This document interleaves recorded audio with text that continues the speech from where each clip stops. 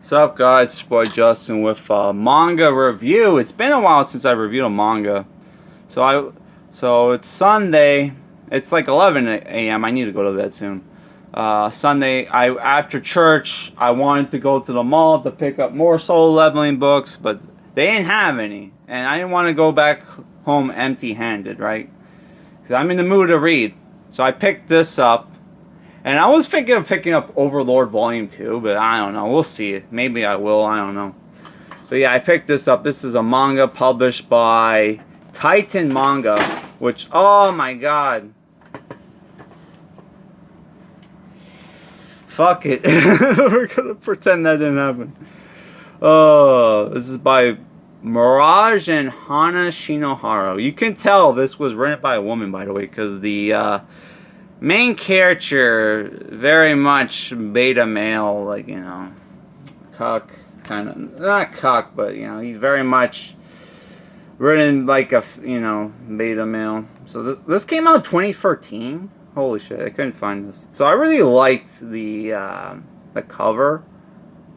No way this came out in 2013. This is rated M for mature. So it's basically has 6 chapters.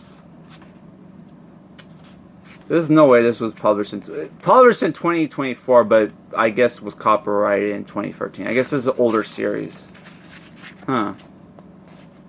So yeah, this is very much has, like, you would think it's like sort of online with the, you know, premise, but it's basically very much dot hack.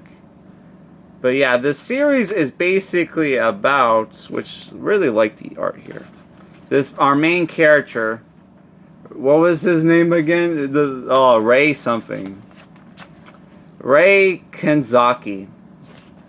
Who is basically, he's 24 too, right? Yeah, is a 24-year-old psychic who's an orphan, who has like a sick sister who's in the hospital. Their parents both died when they were young, and our main character is struggling with his sister's medical bills. So one day he gets basically a scam email, which, should we flip to that? There's nudity, so I gotta be careful. Here's the scam email where he's basically told, hey, if you agree to click on this ad, you get 1 million yen will be paid into your account. Click the address to link to enter. So he was so desperate, he fell for the scam, only to get teleported to an MMO world where if you kill the monsters in the MMO world, you'll get like real world money. And everything in the MMO costs like real world money as well. So this is, you would think, wow, this is fantastic. You get you get to play basically a video game and you can make real world money. But you know, and all this takes place while you're sleeping. But the problem is, this is a manga, so you know, okay, there has to be, you know, a twist. So like, our main character has the beginner's icon, which you find out later on that means while you have the beginner's icon, you know, you have certain bonuses. So on his first adventure, he teams up with this chick, and you know, at first he thinks he's going to get scammed or tricked or whatever, and it turns out our main character has the ability, is a psychic who has the ability to see in the near future. And you find out how the MMO works is that all the players have special skills that are unique to them based off like their real world, like, you know, real world, like, you know, skills. So she's a hostess, so she has like a skill called temptation, where she can summon, like, you know, naked woman that will basically, like, you know, make the monsters fall asleep. And the monsters look actually kind of like, you know, horrifying, like they belong in, you know, horror manga. So yeah, there you see better look at the monsters. And here you see her summon her, like, you know, skill called Temptation, where it has a big titty, you know, Eidolon, like, summon monster. So, yeah. So they go on their adventure, only for our the female character to basically, which our character sucks. He barely does any fighting. He leaves it to the girl. They fight a boss, and they kind of win only for another monster to show up. And here you see the monster. It's like very sudden. And she dies in the game. And you find out that she died in the real world. And he goes into the, you know, we get his backstory. And he goes back into the game. And he realizes not a lot of people know that, hey, if you die in the game, you die in real life. But it's only after your beginner's icon, it disappears, right?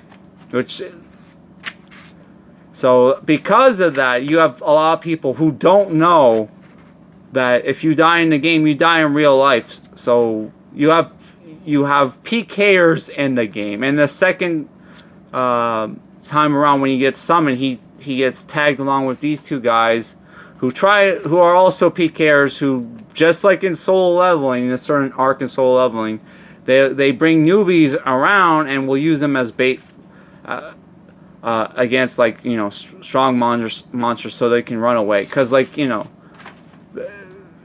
they'll kill the small monsters, but then they'll use players as, like, bait, you know, to get away from the bigger monsters. Because you can just farm, you know, money for kill the small monsters, and you can leave the big monsters alone. Because why, you know, go through the hassle, right? Especially, but, like, not a lot of people know that, oh yeah, you can die if you play the game, right? Yeah. So the art is pretty cool. And then we get introduced to rankers, which are people who make a shitload of money in the game. And that direct PKs don't work in this game, even though you would think it would, because why not? Here we see, like, a raid where people get tricked into going out to fight this monster, hearing that they can make a lot of money, not knowing, hey, that you guys can get killed if you get killed by it, or whatever, right?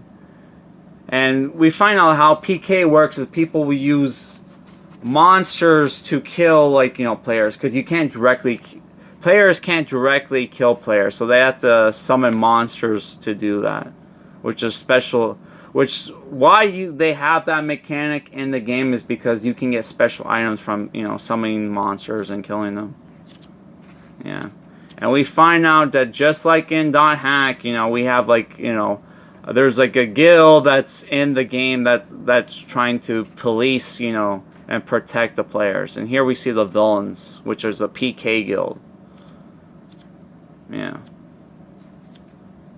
And this is the ranker chick whose special skills, she can, like, control. She has a very hack ability where she can basically control monsters, including bosses, for a little while, and basically use it to try to kill them. Make the monsters kill themselves. Yeah. So that's it for this volume, which, yeah, Titan Manga, I guess, is publishing, like, republishing, like, old manga and bringing it to the West. Like, you got Speed Grapher here, which was, like, a Funimation anime. You got Burst Angel, Afro Samurai. Like, holy shit, dude. Why the fuck? The Great Yokai War, which I saw the movie not that long ago. I guess that's the manga adaptation for the sequel, Guardians, which is free to watch on YouTube. I still haven't watched it yet. So yeah, what do I think about this manga? I enjoyed it. I thought the art was good. The problem is, you know, the main character.